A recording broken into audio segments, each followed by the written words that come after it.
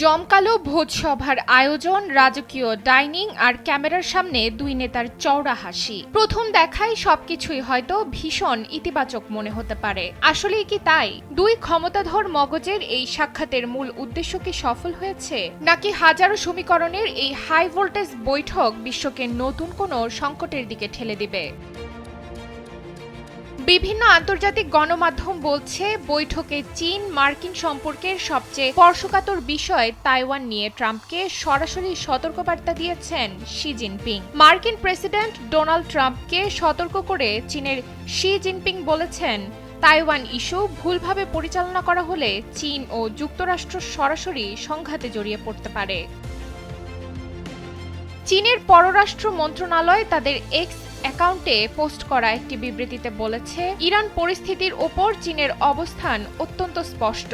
এই সংঘাত ইরানের এবং অঞ্চলের অন্যান্য দেশের জনগণের ওপর মারাত্মক ক্ষয়ক্ষতি বয়ে এনেছে। এই পরিস্থিতির সমাধানের জন্য একটি দ্রুত পথ খুঁজে বের করা কেবল মার্কিন যুক্তরাষ্ট্র এবং ইরানের স্বার্থেই নয়, বরং আঞ্চলিক দেশগুলো এবং সমগ্র বিশ্বের স্বার্থের জন্য জরুরি। বৃহস্পতিবার হোয়াইট হাউস তাদের এক্স অ্যাকাউন্টে পোস্ট করা একটি বিবৃতিতে বলেছে, উভয় পক্ষ একমত হয়েছে যে জ্বালানি শক্তির অবাধ প্রবাহ বজায় রাখতে হরমুজ প্রণালী অবশ্যই উন্মুক্ত রাখতে হবে।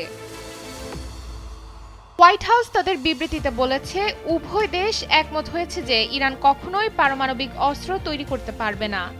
চীনা বিবৃতিতে ইরান কখনোই পারমাণবিক অস্ত্র তৈরি করতে পারবে না এমন কথা স্পষ্টভাবে উল্লেখ করা হয়নি। পরিবর্তে এতে বলা হয়েছে, পরিস্থিতি শান্ত করার গতি ধরে রাখা, রাজনৈতিক নিষ্পত্তির দিকে মনোনিবেশ করা, সংলাপ ও পরামর্শে নিযুক্ত হওয়া এবং ইরান পারমাণবিক ইস্যু ও অন্যান্য বিষয়ে এমন একটি শান্তিময় সমাধানে পৌঁছানো গুরুত্বপূর্ণ যা সব পক্ষের উদ্বেগকে বিবেচনায় নেয়। 2025 সালের শুল্ক যুদ্ধের পর থেকে চীন রেয়ার আর্থ বা বিরল খনিজ সরবরাহে যে নিয়ন্ত্রণ আরোপ করেছিল, ট্রাম্পের এই সফরেও তার কোনো আনুষ্ঠানিক সমাধান মেলেনি। এমনকি পুরো সম্মেলনে চীনের রাষ্ট্রীয় গণমাধ্যম এই ইস্যুটি পুরোপুরি এড়িয়ে গেছে। ডেস্ক রিপোর্ট, সময়ের আলো।